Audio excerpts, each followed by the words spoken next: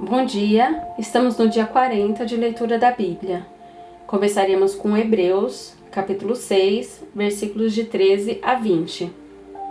A promessa de Deus é imutável, pois quando Deus fez a promessa a Abraão, visto que não tinha ninguém superior por quem jurar, jurou por si mesmo, dizendo: Certamente eu o abençoarei e multiplicarei os seus descendentes. E assim, depois de esperar com paciência, Abraão obteve a promessa, porque as pessoas juram pelo que lhes é superior, e o juramento, servindo de garantia, põe fim a toda discussão. Por isso Deus, quando quis mostrar com mais clareza aos herdeiros da promessa que o seu propósito era imutável, confirmou-o com um juramento.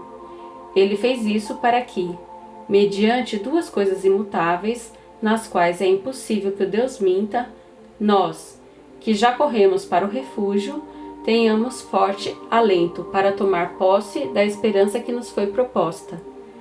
Temos essa esperança por âncora da alma, segura e firme e que entra no santuário que fica atrás do véu, onde Jesus, como precursor, entrou por nós, tornado sumo sacerdote para sempre, segundo a ordem de Melquisedeque. Êxodo, capítulo 1. Os filhos de Israel no Egito. São estes os nomes dos filhos de Israel que entraram com Jacó no Egito, cada um com sua família: Rúben, Simeão, Levi e Judá, Issacar, Zebulon e Benjamim, Dan, Naftali, Gade e Asser. Todos os descendentes diretos de Jacó foram 70. José, porém, já estava no Egito. Com o tempo morreram José, todos seus irmãos e toda aquela geração. Mas os filhos de Israel foram fecundos, aumentaram muito, se multiplicaram e se tornaram extremamente fortes, de maneira que a terra se encheu deles. Nesse meio tempo, levantou-se um novo rei sobre o Egito, que não havia conhecido José. Ele disse ao seu povo: Eis que o povo dos filhos de Israel é mais numeroso e mais forte do que nós. Vejam, precisamos usar de astúcia para com esse povo, para que não se multiplique e para evitar que, em caso de guerra, ele se alie aos nossos inimigos, lute contra nós e saia da terra. E os egípcios puseram sobre eles feitores de obras para os afligir com trabalhos pesados. E assim os israelitas construíram para o faraó as cidades celeiras de Pitom e Ramessés. Mas quanto mais o afligiam, tanto mais se multiplicavam e tanto mais se espalhavam, de maneira que os egípcios se inquietavam por causa dos filhos de Israel.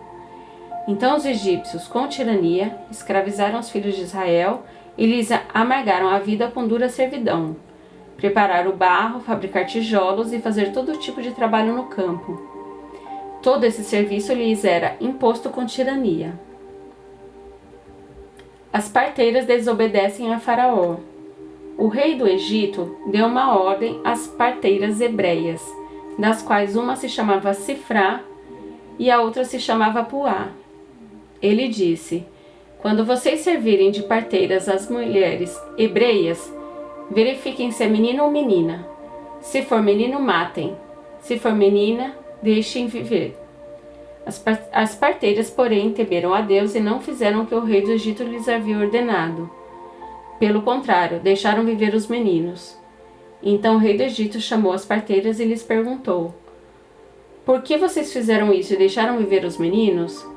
As parteiras responderam a Faraó: É que as mulheres hebreias não são como as egípcias. São vigorosas e dão à luz antes que a parteira chegue. E Deus foi bom para as parteiras, e o povo aumentou e se tornou muito forte.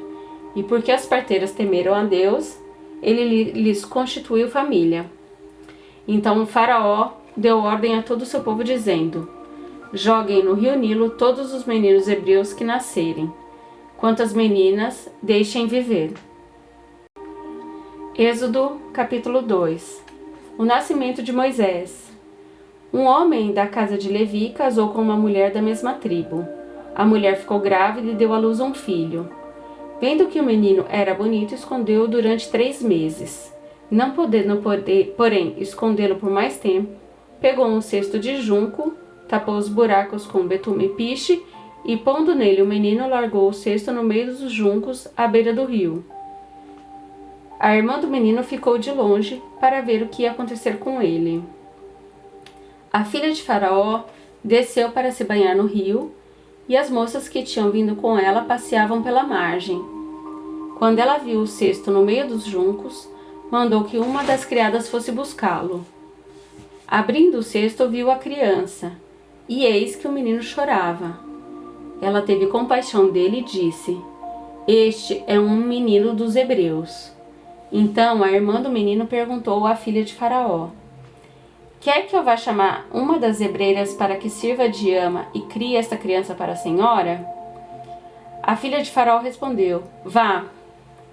A moça foi e chamou a mãe do menino. Então a filha de Faraó disse à mulher: Leve este menino e amamente-o para mim. Eu darei um salário para você. A mulher pegou o menino e o criou.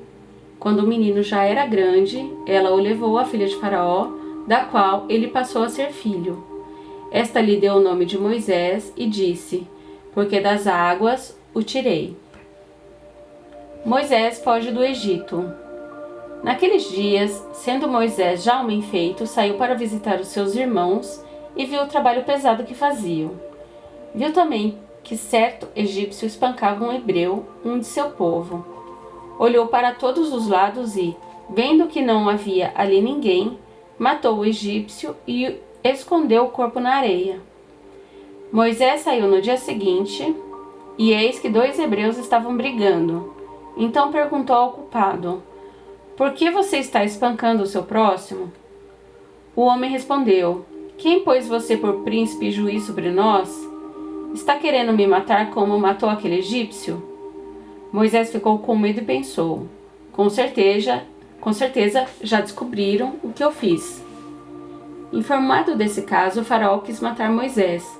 Porém, Moisés fugiu da presença de Faraó e foi morar na terra de Midian. Chegando lá, sentou-se junto a um poço. O sacerdote de Midian tinha 7 filhas, as quais vieram tirar água e encher os bebedouros para dar de beber ao rebanho de seu pai. Então vieram os pastores e as expulsaram dali. Moisés, porém, se levantou e as defendeu, e deu de beber ao rebanho.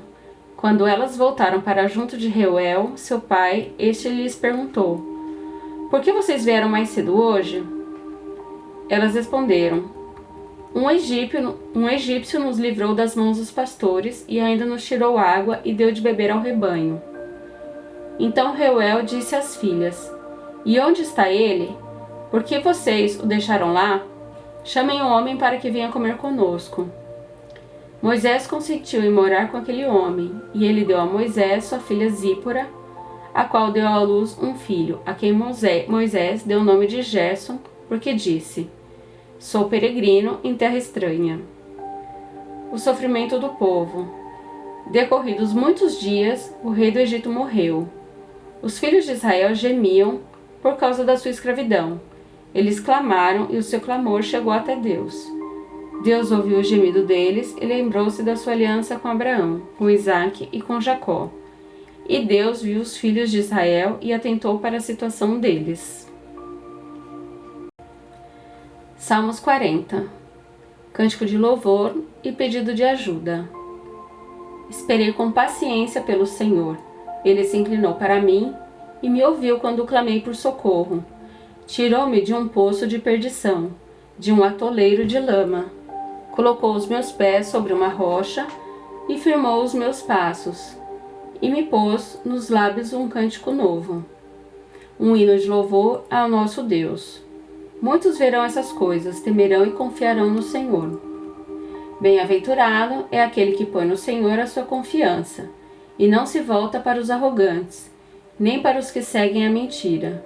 São muitas, Senhor, Deus meu, as maravilhas que tens operado e também os teus desígnios para conosco.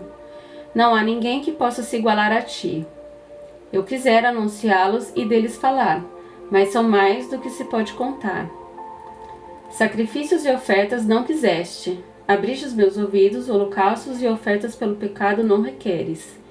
Então eu disse: Eis aqui estou. No rolo do livro está escrito a meu respeito. Agrada-me fazer a tua vontade, ó Deus meu. A tua lei está dentro do meu coração.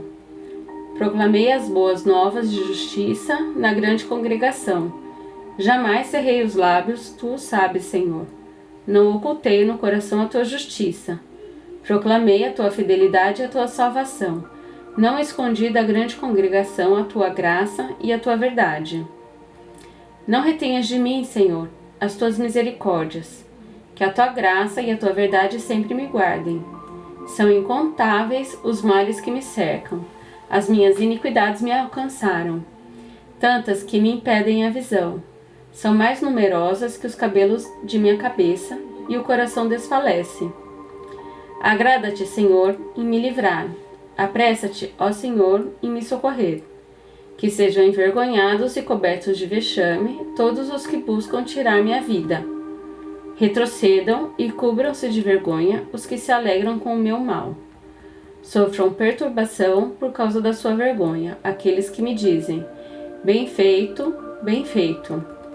Exultem em ti, se alegrem todos os que te buscam. Os que amam a tua salvação digam sempre: o Senhor seja engrandecido.